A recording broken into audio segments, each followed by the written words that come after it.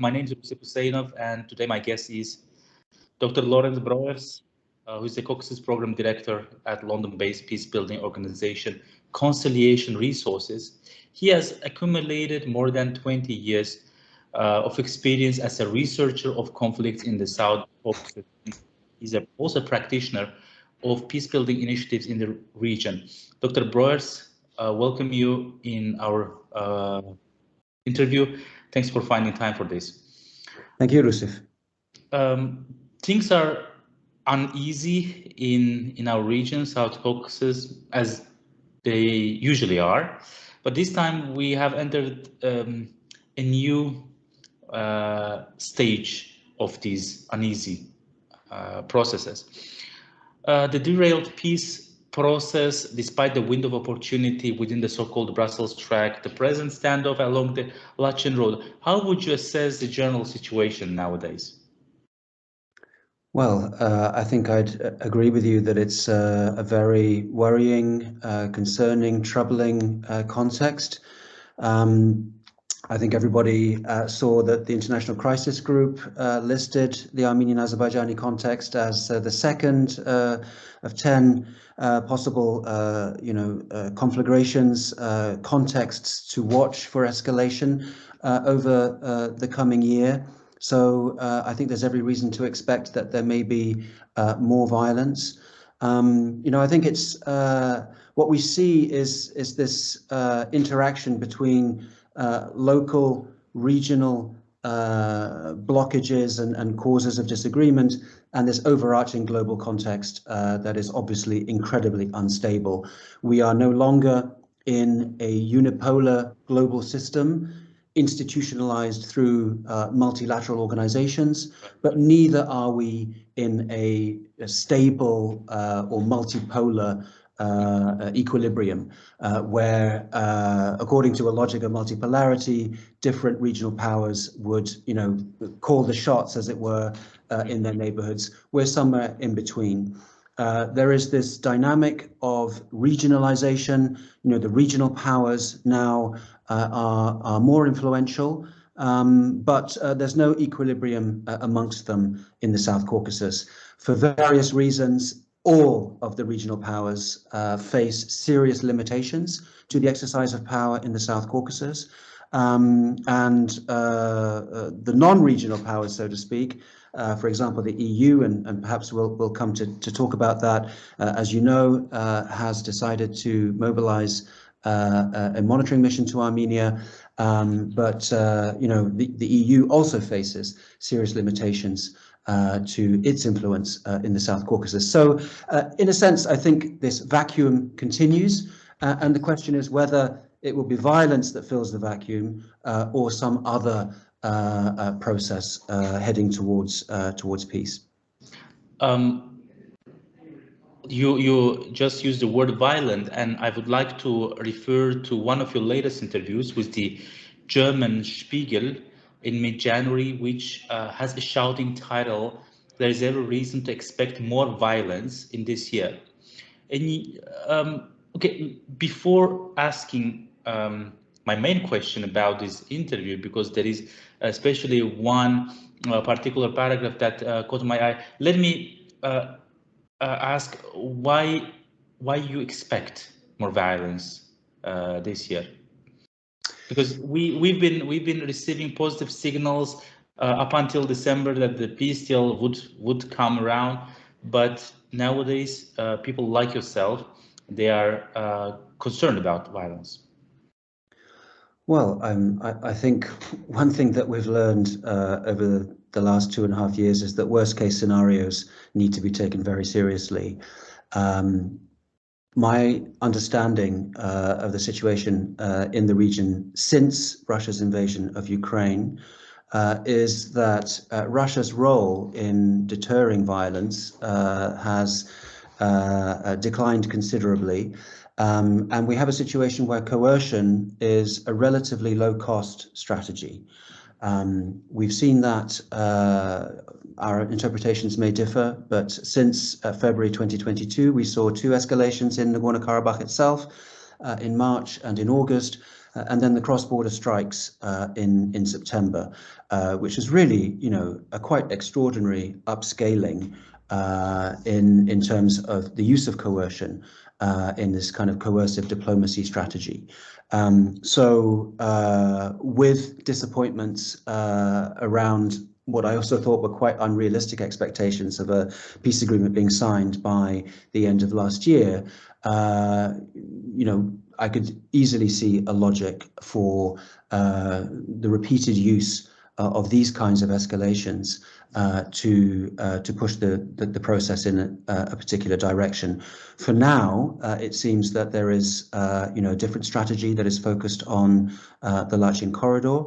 But in a context where one party has an overwhelming military advantage, where the international sanctions on the use of violence are pretty limited, and where the region's traditional security patron, whether we believe that Russia is really a security patron or not, I think does add up to a context where it would be foolish to exclude the possibility of more violence. I see. Dr. Broers, in your Spiegel interview, you draw parallels, and I'm now quoting you, between the Russian discourse about Ukraine as an artificial fake nation and the Azerbaijani discourse about Armenia, likewise claiming it has a fake history. Don't you think we could find more parallels between the Russian or Putin's discourse about Ukraine and Armenian discourse on Azerbaijan? Putin claims Ukraine is an artificial state set up by the Bolsheviks, so do the Armenian narratives exactly towards Azerbaijan. The Russian nationalists refer to Khrushchev's transfer of Crimea to Ukraine for their independence agenda, while the Armenians make similar claims about Karabakh being transferred to Azerbaijan by Stalin. Don't you find more parallels in this regard? Well, the original interview was actually quite a bit longer than the version that was published. And in the original interview, Anne Dorit asked me a number of questions about Armenian irredentism. And I discussed in my answers this notion of augmented Armenia, which I've written about in my book. And I also discussed the discourse of liberated territories that was in circulation in Armenia with regard to the 7 regions around Nagorno-Karabakh and how these regions were ethnically cleansed of their Azerbaijani populations. So, the senior editors at Der Spiegel cut back the interview. I think they focused on those elements that which they saw as being most newsworthy, which relate to the current situation. So, this is always a situation that can arise. You give an interview, and certain parts of it are foregrounded. Now, to come to your question, yes, of course, there is a reciprocal aspect to these, what I would call existential discourses in both Armenia and Azerbaijan that basically deny the historical subjectivity or authenticity of the other. If we were going to take it at its most reductive, Azerbaijan is younger than Coca-Cola, is the ultimate sort of meme that expresses this discourse in a certain Armenian discourse. However, I think there is a key difference, and that is the power differential between the two states.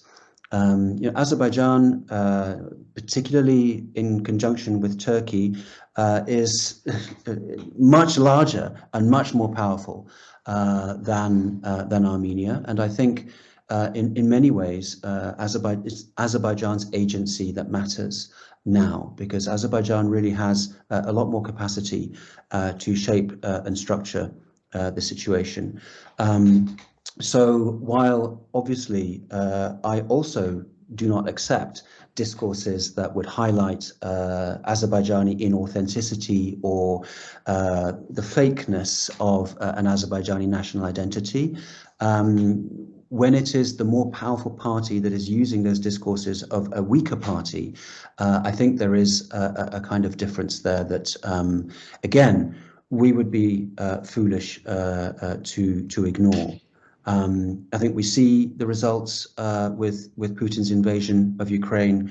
I would hate to see something like that happening in the South Caucasus, or perhaps to put it in a way that would more accord with your question, to see that kind of process happening again in the South Caucasus. I see. Dr. Broers, your colleague Tom DeVal infamously likened the Azerbaijani eco-activists to Russian little green men in Crimea back in 2014. I don't know whether you saw this episode on Twitter, I guess.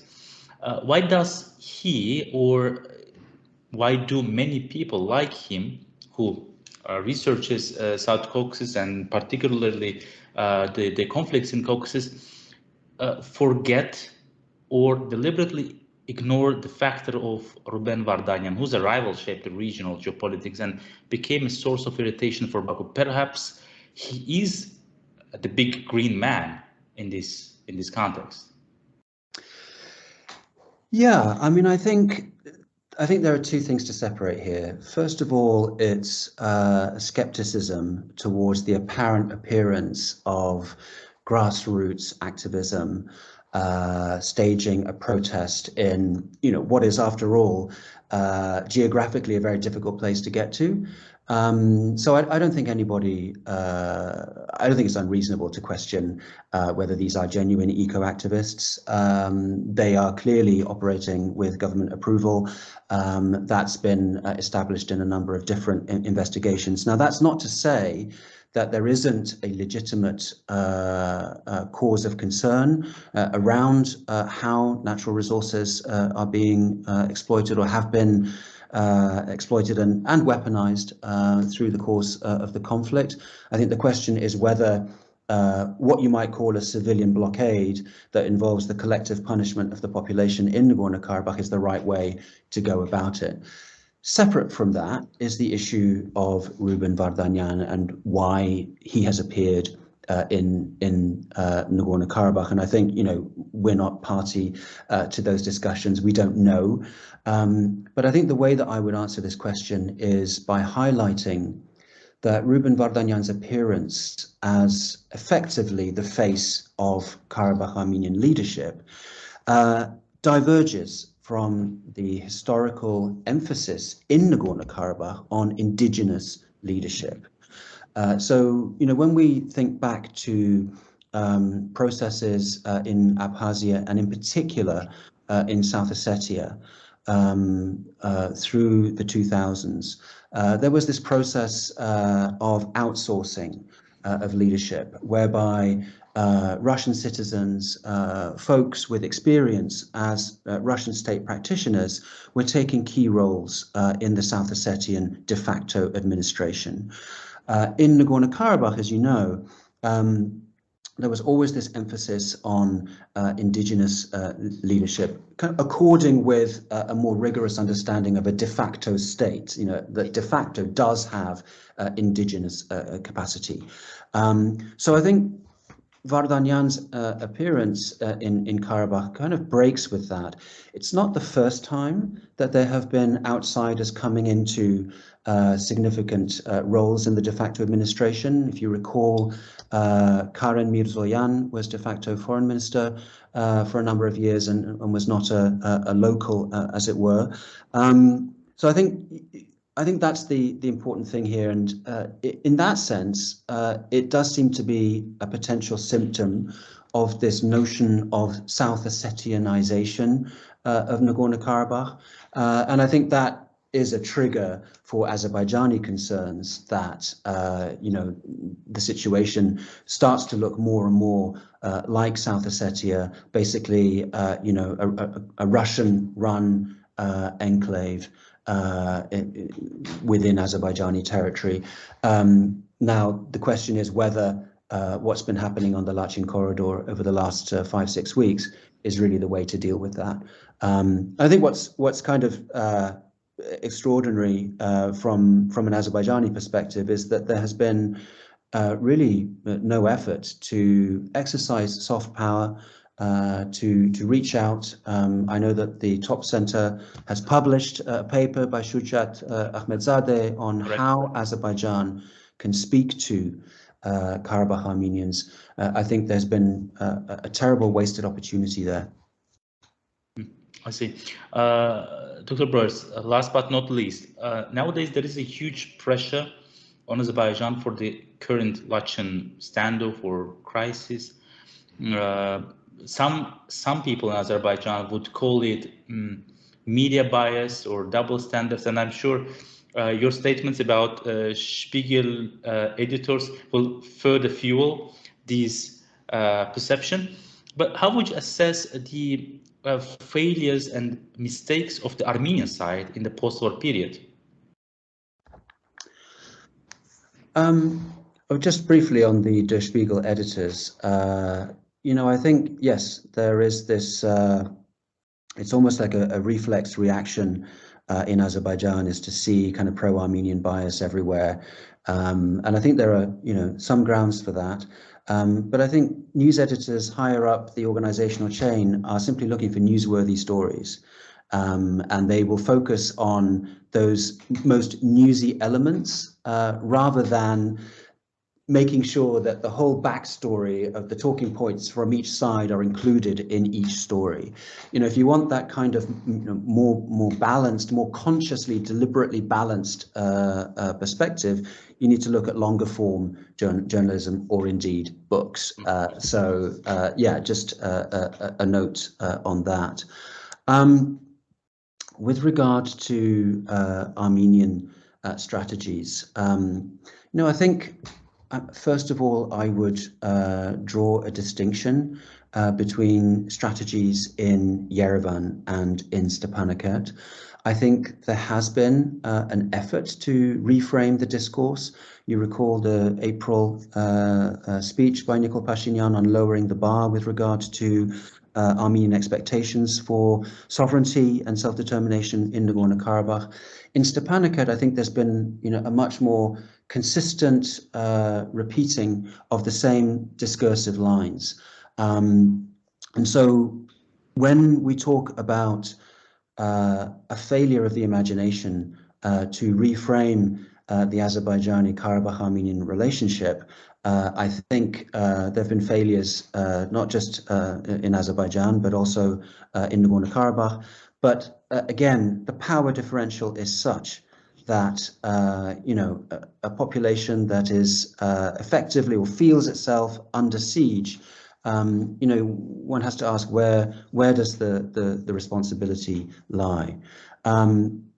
I think with regards to the negotiations process, there's been a lot of inconsistency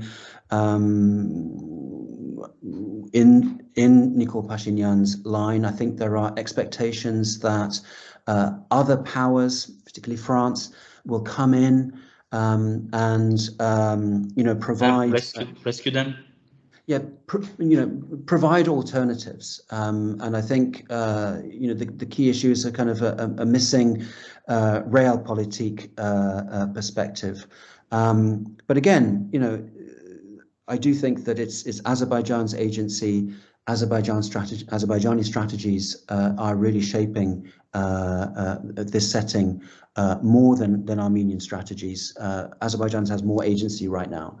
I think it is a collective failure. We still see this dynamic of regional fracture where conflict parties would rather rely on external relationships and external support rather than engaging in a bilateral negotiation that would involve compromises for everyone. We've still got this winner takes all kind of outlook. I think that was very much the case prior to 2020. Now the boot's on the other foot. We still don't have, I think, a sort of understanding of a peace negotiation where you really commit also to compromises for your own side, unfortunately. I see. Dr. Broers, thank you very much for this interesting conversation. Okay, thank you, Rusif. Always a pleasure.